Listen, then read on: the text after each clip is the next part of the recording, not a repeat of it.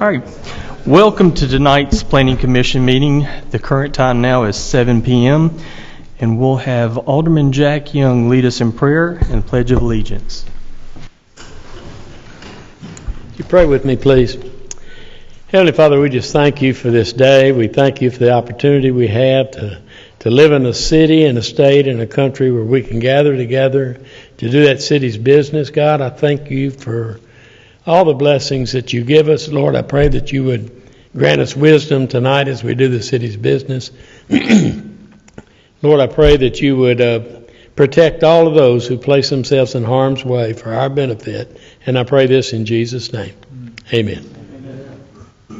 I pledge allegiance to the flag of the United States of America and to the republic for which it stands, one nation, under God, indivisible, with liberty and justice for all. Thank you, Alderman. All right. Ms. Secretary, if we can have roll call, please. Jay Kaufman. Here. Paul Kaiser. Here. David Hunt. Here. Jim Lamb. Here. Mayor Parsons. Alderman Young. Here. Mandy Young. Here. Curtis Ziegler. Here. John Conroy. All right. Did everyone have a chance to review the meeting minutes from our last meeting, and are there any comments or corrections? If not, could I get a motion, please? So moved. Second. We have a motion and a second. We can have a roll call. Jay Kaufman. Yes. Paul Kaiser. Yes. David Hunt. Yes. Jim Lamb. Pass. Alderman Young. Yes. Mandy Young. Yes. Curtis Ziegler. Yes. All right, new business, public hearing for a special use permit. For new business, first we'll have a public hearing for a special use permit application for an automobile gas station use at the address of 7331 Memphis Arlington Road. And we will hear from Director Kim Taylor now. The applicant, Mr. David Bray with the Bray Firm, on behalf of the property owners, are requesting a special use permit for the construction and operation of a new gas station to be located at 7331 Memphis Arlington Road. This will be in connection with the Five-Way Mart. The property is within the CL Neighborhood Business Zoning District. This request is for a favorable recommendation, which will go to the Board of Mayor and Aldermen for the granting of the special use permit.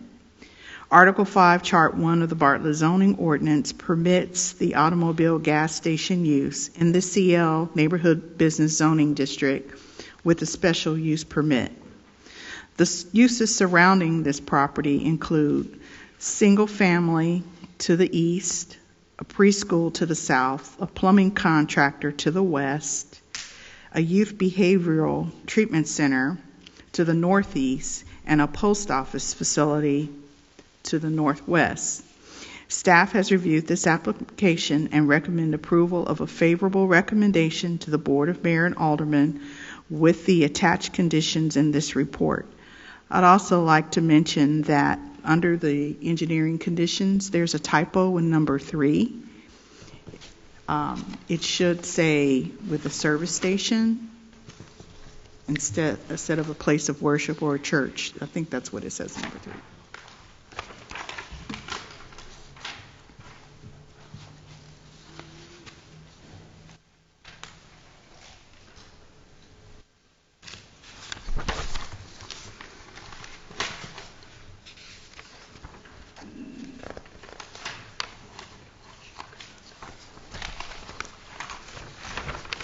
I guess I'm not following where you're saying that is. Is that on the engineering, on the planning comments? No, in engineering comments. Okay, traffic notes, gotcha. Okay.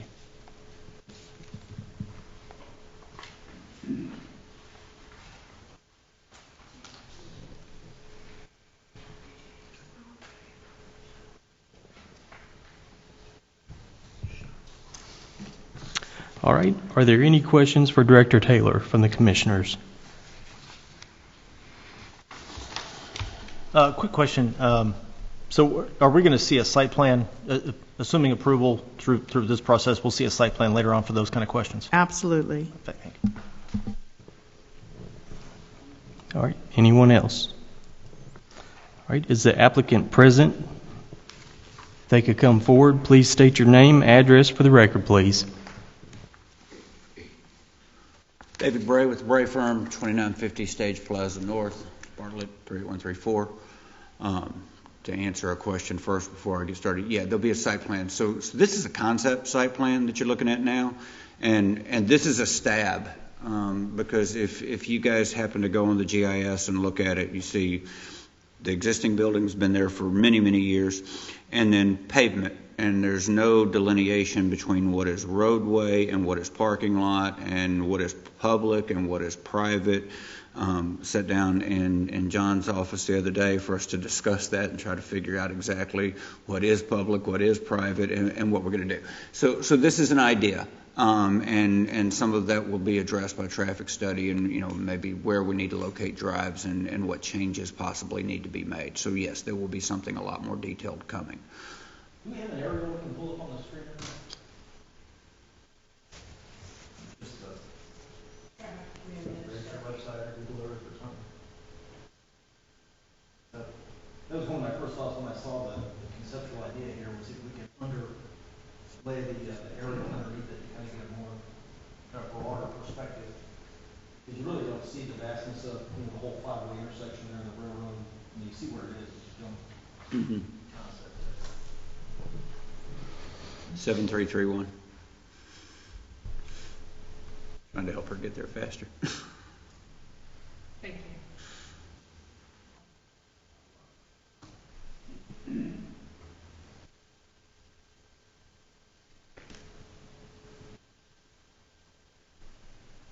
And while you're looking at that, because Jay, this will pick at you, those lines are wrong. The GIS lines are incorrect. I think we measured it. It's about 50 feet long, which is farther than usual for those.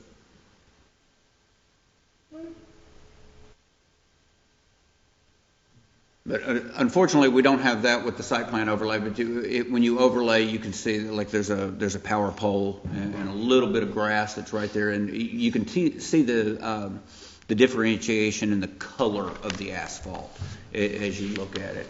And so that's all shown on our site plan where that traveled way would be, and then where that asphalt. And so that on the conceptual site plan, we're removing a lot of that asphalt and creating an interior curb to delineate that line between what is public and private.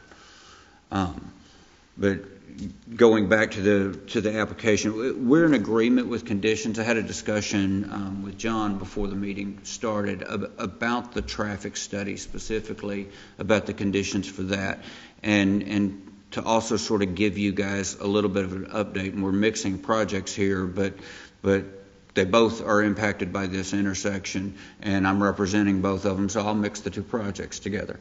I spoke with the applicants for the mosque today, and they want to revise their application to come back with a much smaller building and a much smaller parking lot. So what I was discussing with John is what impacts that would have on the traffic study if it limited the scope of it a little bit and all that. And he said we could sit down together and work on that to figure out exactly what we need to do, and I'm going to try and get those guys and the applicant here at the same table so that we're not duplicating things and having unnecessary expenses, because really the study area is impacted by both of these applications. So I'm taking from that the results of the traffic study on the other project have not come in yet. Is that correct? Not even started yet. It's and honestly, my thoughts, I think, are similar to what I think I understand you're saying is, we've got two projects at the same intersection, both affected by traffic in a similar fashion. I thought maybe just cost and efficiency, you all could combine efforts. correct. Produce one report as opposed to two separate traffic studies, which never come back. Correct. And unfortunately, as I discussed with them this morning, we're 2 weeks out from Thanksgiving. and you can't do the traffic counts during any school break. So the end of this month is shot, and then we're very quickly into the winter break. So it's probably going to be mid to late January before we can do accurate traffic counts. So it's going to be a minute before that's done. If I recall, what our decision, the board's decision here last month was a continuance on it, pending a traffic study and some other things like that. I think probably here might be a similar, I mean, we're still waiting on that traffic study. Both sites would be impacted in a similar fashion by that same traffic study. Yeah, Consistency, I kind of tend to say, why don't we just wait till we get that traffic study? I would. This is a little different, and I would respectfully ask that this board go ahead with a recommendation to the board of mayor and aldermen on this one. We do need the traffic study to figure out what impacts are going to be, and before we come back with a site plan on what would have to be done. But knowing whether or not we can move forward with that would be a little bit different. Unlike the mosque application, this is not generating traffic for the most part. Most of this is going to be capture traffic for folks that are going through that intersection today anyway. I mean, nobody's going to turn off a Highway 70 to come to this gas station. And so I would ask that the board move forward with this application, knowing that before we come back with a site plan on this, we do have to have a traffic study. I think we need to move slowly. I mean, that intersection, and I live out there, is notoriously difficult. And I think to make it any more difficult, our esteemed Shelby County Bartlett drivers, they don't know how to handle that intersection now. They don't understand who arrives first, goes first, and all that stuff, So, to complicate things with more traffic. I know nobody's going to, drive by the Exxon and mutts and butts and all to get to that gas station. It's going to be a convenience for folks that live around there. But to proceed in a big hurry until we come up with, until something's presented to us showing how it's going to be better, it can't get much worse how it's going to be better than what it is now. So. My only concern is you don't have a site plan and you are expecting to change the road a little and concrete a little, put gas pumps up. So you're saying it won't change the traffic, but it's going to change the traffic because people are not going to be used to what you're changing the site plan to. So it's going to affect traffic, and at least for a few months to even a year.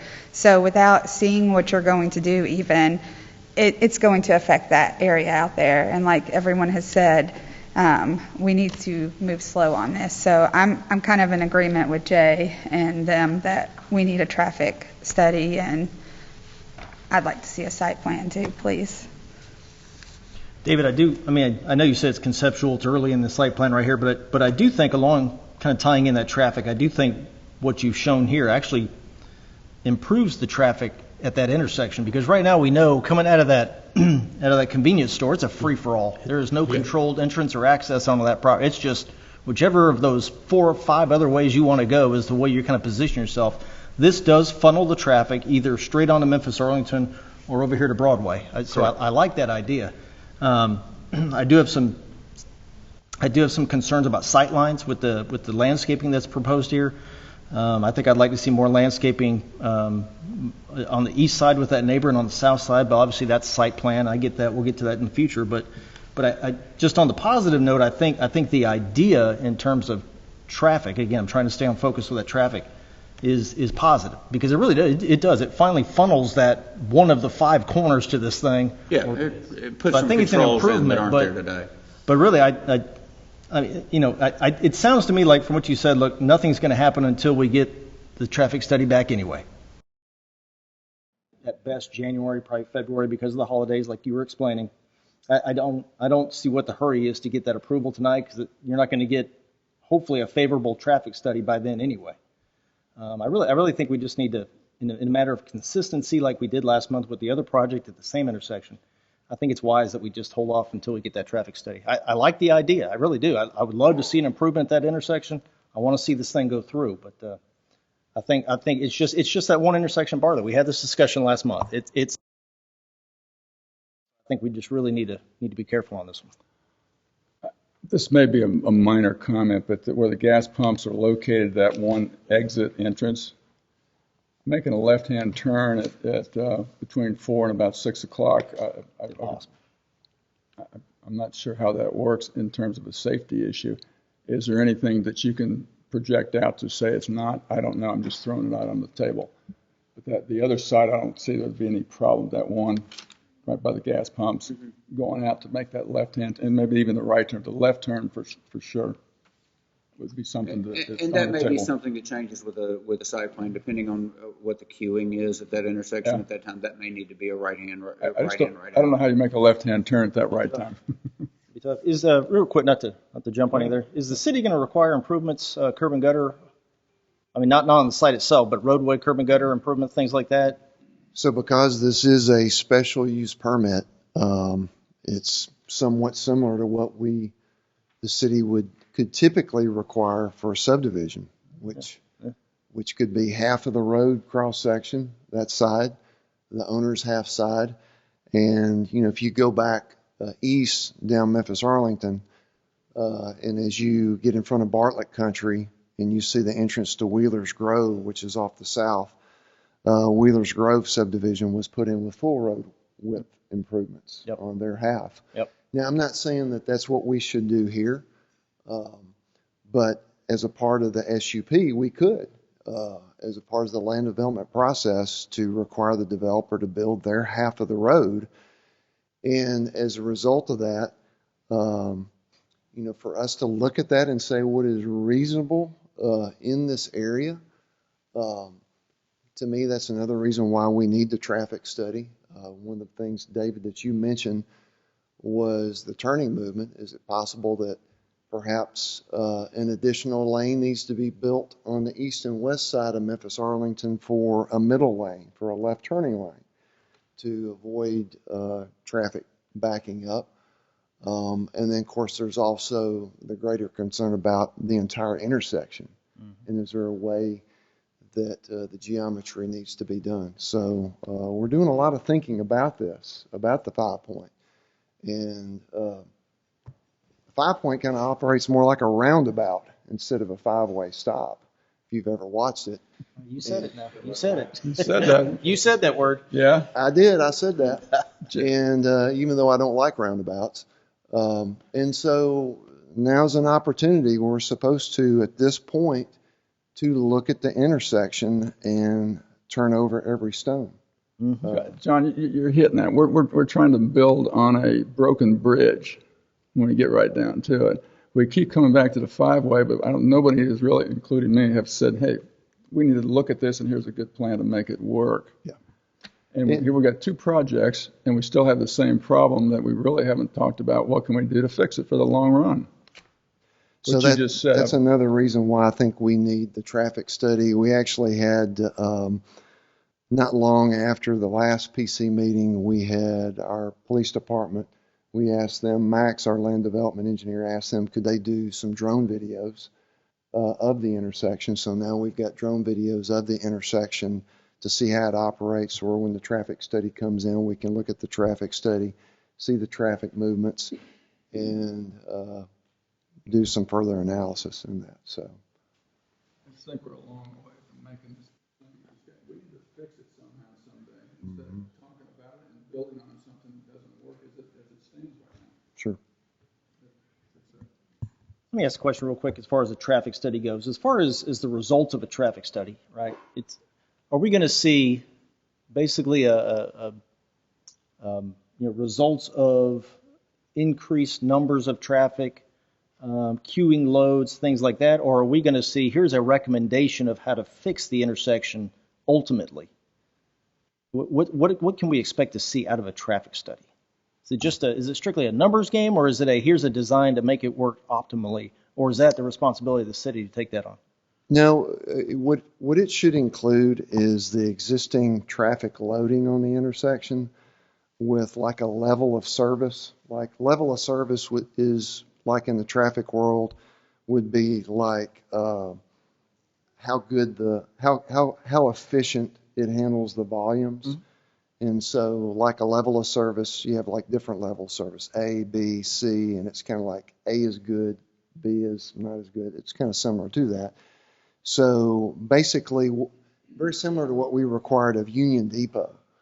We were concerned about the four-way intersection and how efficient that was going to be, and concerning that it was already at a level of service of C and that it might go worse than that.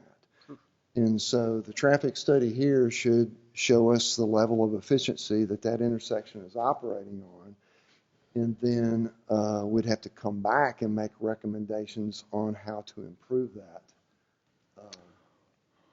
What did the last study that was done? If you may not know this, what was the rating of the last study that was done at that five-way? Of this type of level, I don't recall one that's been conducted recently, and don't know when's the last time it was done.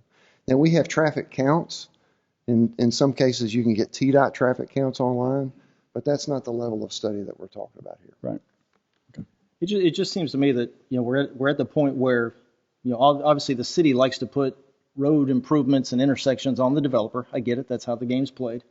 And with the other project that's came in front of us last month, the intersection seems to be a hot point right now. It just seems to me the burden really needs to be on the city right now in terms of saying, ultimately, what are we doing with this intersection? This is what we're going to do, and this is what we're going to require developments at this intersection. I think that's a fair point, because this intersection has had issues for a while, and so that's another reason why I think the traffic study is important for both projects, for us to assess it and for the city to render a decision on what we feel like is the city's responsibility and what each of these developers' responsibility is for improvements to be made. Well, again, I like the site design. I like the conceptual idea. I'd love to see the improvement right there at that intersection. It would be a great improvement to that intersection, obviously. But I think we just need to be cautious. I think taking our time is the right idea. I think the traffic study will certainly help, but I also think the city has a responsibility here to say, this is ultimately what we're going to do at this intersection. It sounds to me, I'm not speaking for you, but it sounds like we're not there yet. So I think patience might be the best recipe here. Is it up to the city to fix the intersection? That's the city's responsibility. And what, all right, here's what the city wants to do.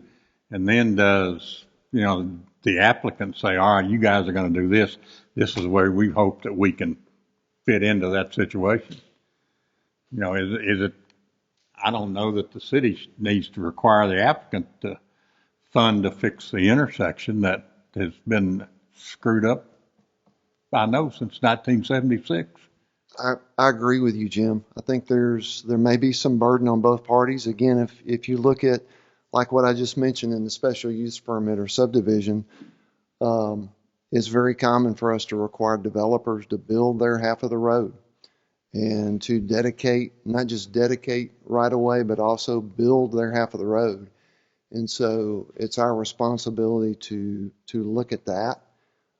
As well as a traffic study. And then I think there's a portion of responsibility that we as a city are responsible for if this intersection, certain intersections maybe should be the city's responsibility. And at this point, without the traffic study, I'm not sure where that line in the sand is. Well, I understand and I agree with Jay. I like the concept. Anything that's revenue positive for the city is good. And, if the gas station increases that revenue, that's all the better. So I just think we need to be real slow about, what we do to fix it out there. It's complicated. All right. Any other questions for the applicant or for staff? All right. Thank you. All right. At this time, this will open up our public hearing portion of this project.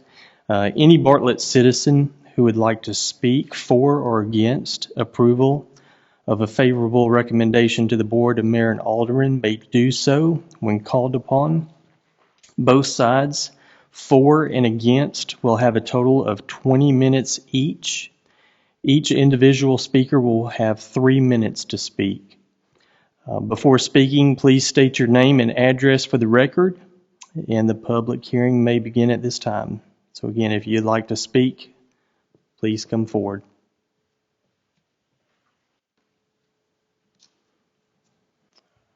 All right. Yes, come forward, please.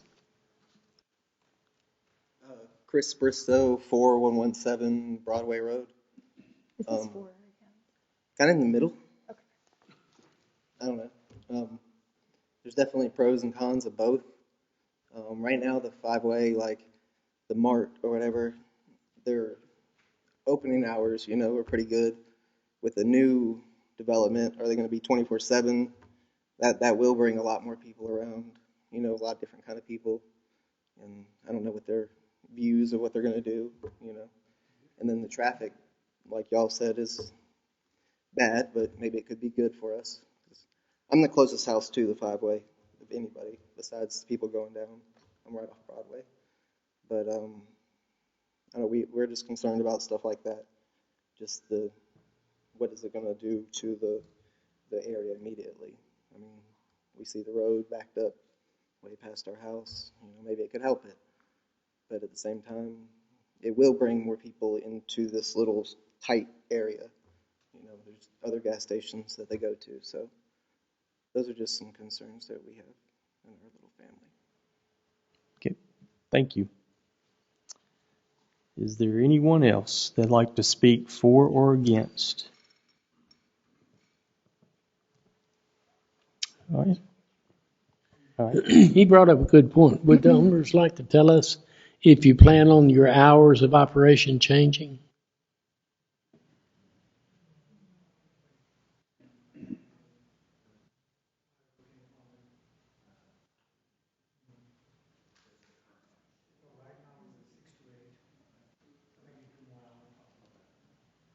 So right now it's 6 a.m. to 8 p.m. and he said maybe change to 5 a.m. to 10 p.m. but not 24/7. Okay, thank you.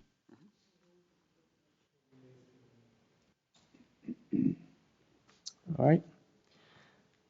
Seeing no one else, I'd like to ask the staff if we received any correspondence about tonight's public hearing. We did not. Okay. All right. Based on that, I'd like to make a recommendation that we continue this until this traffic study is complete, so that we can look at both these projects going to affect this intersection. Second. At the same time. Did I hear a second? I'm sorry. Jay. Okay, I'm sorry. There is a motion and a second. I'm sorry. Okay. If you'll have a roll call, please. So the motion to continue until traffic. To continue. All right. Jay Kaufman. Paul Kaiser. Yes. David Hunt. Yes. Jim Lamb. Yes. Alderman Young. Yes. Mandy Young. Yes. Curtis Sigler. Yes. Okay. And just to add to that, I know it was brought up that the number 3 item, the typo, just make sure the worship center is changed to convenience store. I will.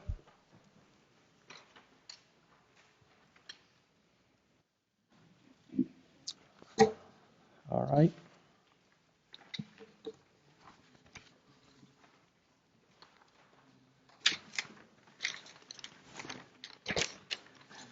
Next, we have a final plan application for the Ortiz subdivision located at 7351 Old Brownsville Road.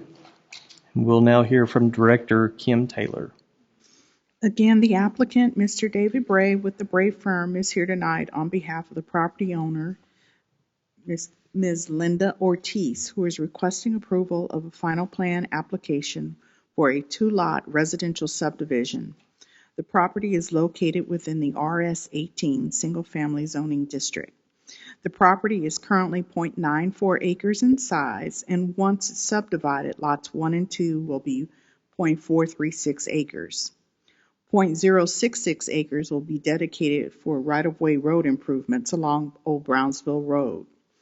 With your approval, the applicant will need to move forward with a variance application to the Board of Zoning Appeals in order to meet the standard lot width requirement of 100 feet per lot at its road frontages.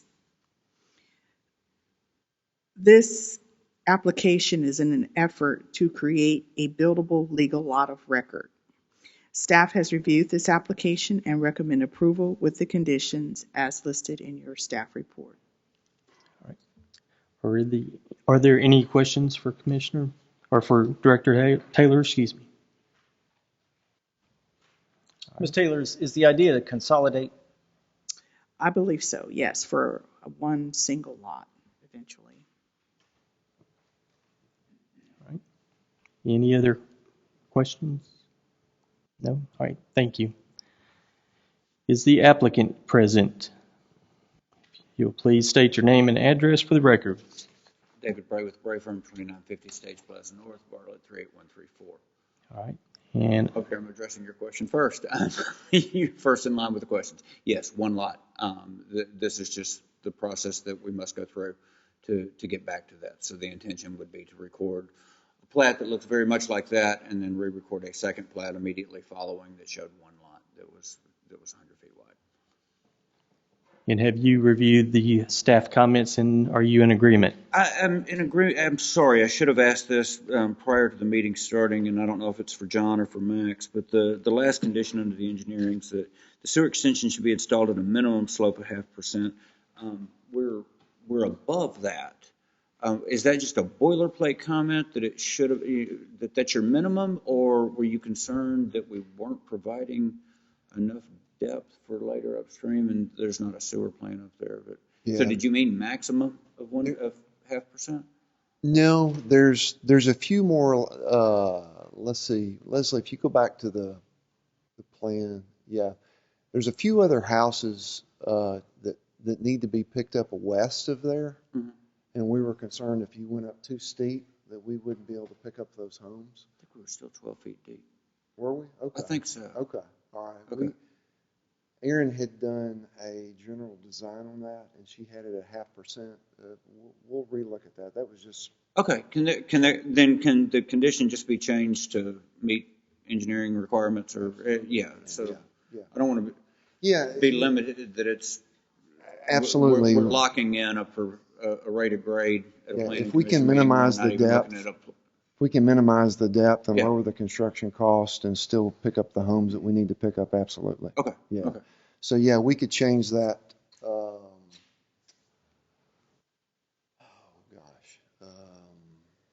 Shall be installed to ensure service to upstream properties. Yeah. Okay. Yeah, that's, what number is that? 12. 12. 12. There we go. So Melissa or Leslie, we could change that. Sewer extension should be designed to, say that one more time, David. You had it wordsmith right. Okay. Yeah, I should have written it down. To Install. yeah. To service upstream properties. Thank you. Yeah. Thank you, Trey. And I do like the word install. Yeah, install. Yeah.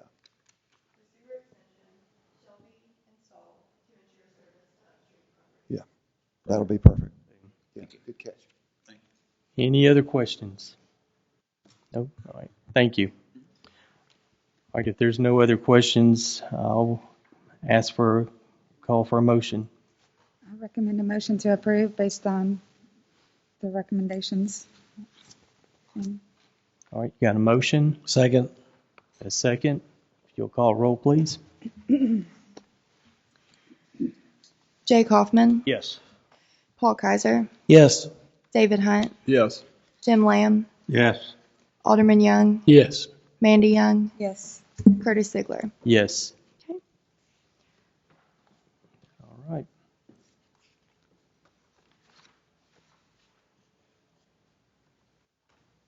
Now, I would assume there's not an open discussion for that hearing. Is that correct? No, we did not receive any slips before. Okay. All right. Okay. With that being said, I think the last thing on tonight's agenda is just open discussion.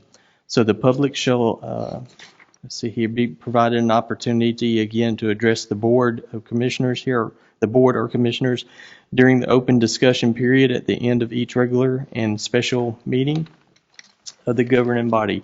Prior to the start of the meeting, individuals will be required to complete and present to the clerk the open discussion citizens form provided at each meeting. The open discussion period for regular and special meetings for the Board of Commissioners shall be limited to 20 minutes. Individuals shall be allowed to speak up to 3 minutes each.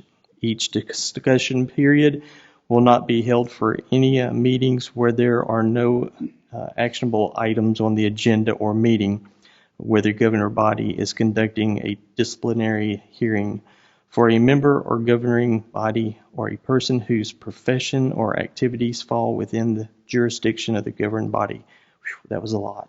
So anyways, if there's anybody in the audience that would like to speak, this is an open discussion. And normally, what that is for is those slips outside with the red lettering outside, and they would have to submit those to me before the meetings start. Okay. But again, we're kind of in the beginning stages of starting this, so if anyone wants to speak. But that's what we mean when we say we didn't get any of the papers beforehand. They're trying to get it to where the only people that would speak during this have submitted that slip up front. Okay. And that part may need to be moved to the front of the meeting so we can make that announcement 10 minutes before it starts. Okay. All right. Commissioners, is there anything y'all would like to discuss today? Yeah, I would like to recommend or make a motion for this board that future meetings of the Planning Commission begin at 6:30 p.m. rather than 7. It's more in keeping with the other board meeting, the other commissions and boards. Second. Yeah, that's what I'm talking about. There you go. We got a motion and a second. Can we call roll on that, please? Yes. Yes. Stat. Let's call roll. Jay Kaufman, Yes. Paul Kaiser, Yes. David Hunt, Yes. Jim Lamb, Yes. Alderman Young, Yes. Mandy Young, Yes. Curtis Ziegler. Yes. All right. Great. Thank you all. And Now, hang on a minute. Now then, we have a meeting coming up the 21st. As far as I know, right now, because it started 6. 30. 6:30, is that what we agreed? So, to? okay, the thing about that is it is a public hearing, and the public notice has already been published to the published. newspaper for 7. Okay. That one will stay. And at we have the 7. Design Review Commission the same night at 6:30. Make sure Okay. and send us emails. So that can be our last 7 o'clock oh. meeting, hopefully. So I amend that motion to begin in December. Thanks, Jack. All right. We'll start that in December. I'll note that other than this upcoming special call, we'll move it to 6:30. Great. That sounds great. Thank you. Thank you. All right. That concludes tonight's evening. Thank you. Society die. We tried to